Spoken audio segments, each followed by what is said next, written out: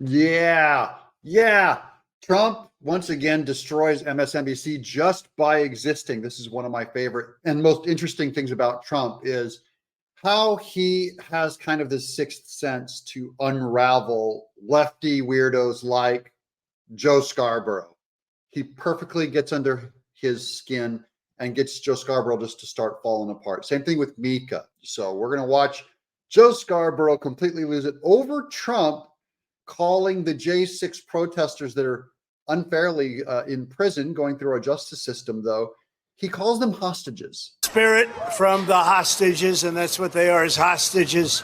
They've been treated terribly. That the president or any other leaders would refer to people that are moving through our justice system as hostages, and it's just unacceptable. Mike Pence, once again, taking a stand against his former boss. He also refused to endorse Trump for president. The whole world is wondering, how is Trump going to win now that Mike Pence decided not to endorse him?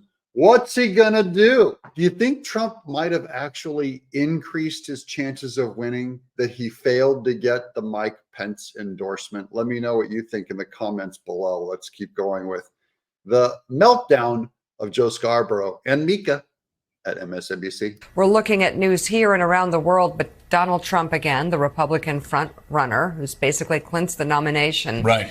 Addressing one of the first things he'll do in office is free the, and I say this in quote, hostages. It's beyond twisted for him to use that word. Not surprised. I'll tell you why he does it. She's going, look, we're breaking from world news right now to talk about what Trump said. Trump's getting free advertising, free marketing. Once again, just for using words. He didn't even have to set all this stuff up with the media. He didn't have to say, look, we're going to take over MSNBC for a weekend. He also said the word bloodbath about his election. Again, he uses these all caps words, and suddenly all of the media comes and just starts begging at his table for scraps, and they promote his message for him, and that's how he wins. That's how he's always done it. And I think it's just a weird sixth sense that he gets in these people's heads because he does not read from their same Marxist, safe, approved vocabulary, list, and agenda. Joe Scarborough is going to repeat lies that cops were killed because of J6, which never happened. We have some people they had strokes, they had bad responses to their own, the pepper spray that they were using, but none that were actually at the hand of a J6 rioter. And I don't support breaking into buildings. I don't support even crossing any boundaries. You know what I mean? So I'm just saying, I don't want you guys to get this wrong. I'm only saying it's a lie to say that people killed cops. And it's also a lie for these guys to go after J6 when we have confirmed 25 policemen killed under Black Lives Matter. And that was not by natural causes and by natural things. They were killed, and these guys do not care. I remember the day after Donald Trump and members of his family getting in trouble for calling these rioters patriots, and they backed off. Some of them backed off. Donald Trump now just weighing straight in, saying that these people were patriots, and that, you know, others saying that this wasn't a bloodbath. I would just suggest that you talk to the wives, sons, and daughters of those police officers who lost their lives. That's a lie. There's been zero. In fact, only one life was actually lost by the hand of another, and that's Ashley Babbitt. So these people will not ever pass that truth along. And yes, it was, I would say, vandalism, trespassing. There was violence, but none of it came to someone's death other than Ashley Babbitt. So these people aren't interested in the truth. But I do like when Joe Scarborough suddenly becomes a racist. Again, pledging allegiance to a convict choir's version of the national anthem. Take a look. Ladies and gentlemen, Please rise for the horribly and unfairly treated January 6th hostages.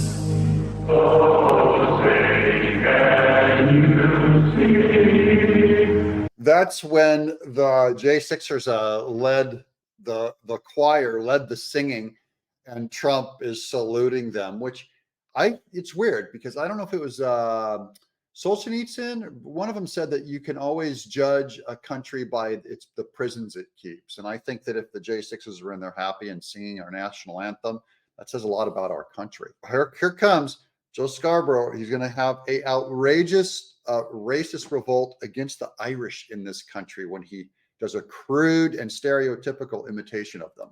It's a call. I don't know. Maybe they're brainwashed into it. But I'm sorry. Yeah. I'm sorry. No apologies. There are a lot of people, I'm going to travel out of Manhattan where I've lived my entire life and drive into Pennsylvania and try to understand a bit better these. Joe Scarborough making fun of an ethnicity, the Irish. He's going, oh, me frosted Lucky Charms. Oh, it's time for the great potato famine. Oh, begorra with me shillelagh. That's Joe Scarborough making fun of every Irish. Pour me a Guinness. Pour one for my 8-year-old son, too, while we're here. My son who'll be in AA by the time he's 9 years old. Yeah, that's Joe Scarborough. If we're going to call out making fun of Indian people, and you can't go around making fun of Indian people, can't make fun of the Jamaicans, him got a natty dread. We can't do that. Then why is Joe Scarborough making fun of the Irish? I just think I'm tired of this kind of insensitivity. Is there anyone working in DEI, diversity, equity, and inclusion over there at MSNBC? Is there a human resources department, even in operation over there?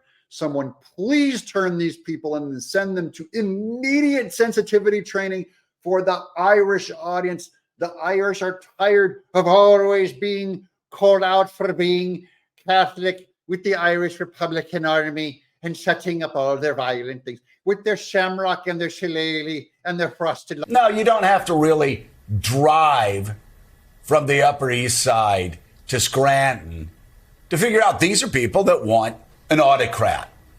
These are people who don't like American democracy the way it is because they understand that they lose a fair fight. They don't want a fair fight. They don't want a fair political fight.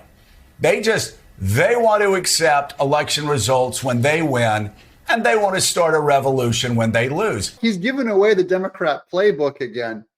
The revolt if your guy loses. Remember that. If Trump wins, the left is going to dismantle this country with violence erupting in the streets. And their judges are going to look past it. You already know they all get excused. There'll be no Jace. They'll do the exact same thing as the J6ers. In fact, they will go and storm the Capitol and they'll burn it all down. They'll kill 50 cops and nothing will happen. It'll be called, oh, I can't believe what Trump did to make them all be that violent. The press has got to wake up and start saying, let's try to understand who these people are. It's time to wake up with your corned beef, cabbage, St. Patrick. Get your soda bread out, St. Patrick, and get your cabbage, have your steamed soft cabbage. I'm Doug in Exile.